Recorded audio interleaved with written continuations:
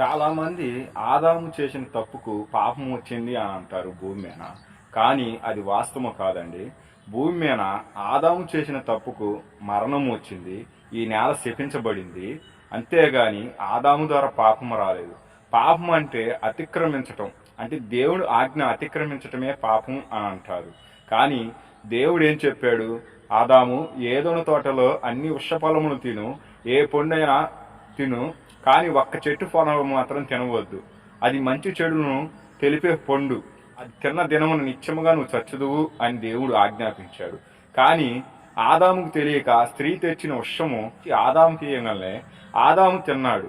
తినగానే వాళ్ళు దిగంబరులని ఎరిగి వాళ్ళు కళ్ళు తెరవబడ్డాయి. అప్పుడే దేవుడు వచ్చి, ఆదాము నువ్వు ఎక్కడా అని ఆదామును పిలవగా దేవుడు స్వరమిని చెట్టు చాటును దాక్కున్నాడండి. అంజూరపు ఆకులు చుట్టుకొని ఇద్దరు చెట్టు చాటును దాక్కున్నారు. వాళ్ళు దిగంబరులని ఎరిగి వాళ్ళు కళ్ళు తెరవబడ్డాయి. అప్పుడే ఆదామును ఈ భూమి మీద దేవుడు శపించాడండి. మొట్టమొదటిసారిగా ఆదాము పుట్టినాక దేవుడు శపించాడు. కానీ ఆదాము భూమి మీద ఎందుకు శపించబడింది?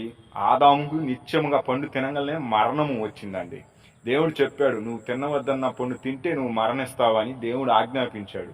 అలాగే ఈ భూమి మీద దేవుడు ఆదాముకు మరణం ఇచ్చాడు.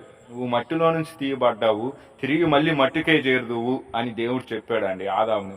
ఇది మొదటిసారి ఆదామును శపించాడు.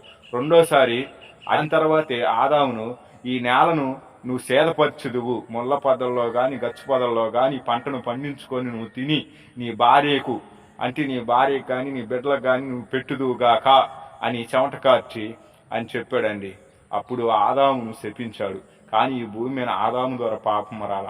పాపం అంటే దేవుడు ఆజ్ఞ అతిక్రమించటమేనండి. ఆనాడు అతిక్రమించటం ద్వారా ఈనాడు భూలోకానికి మరణం వచ్చింది. ఈ భూమి శపించబడింది. ఆదామును ఏదోను తోటలో నుంచి పంపివేశాడు. ఆదామును మళ్ళీ తిరిగి వస్తాడేమో అని అగ్నిజ్వాలను ఖడ్గమును పుట్టించాడండి. ఏదోను తోటలోకి రాకుండా ఆపివేశాడు.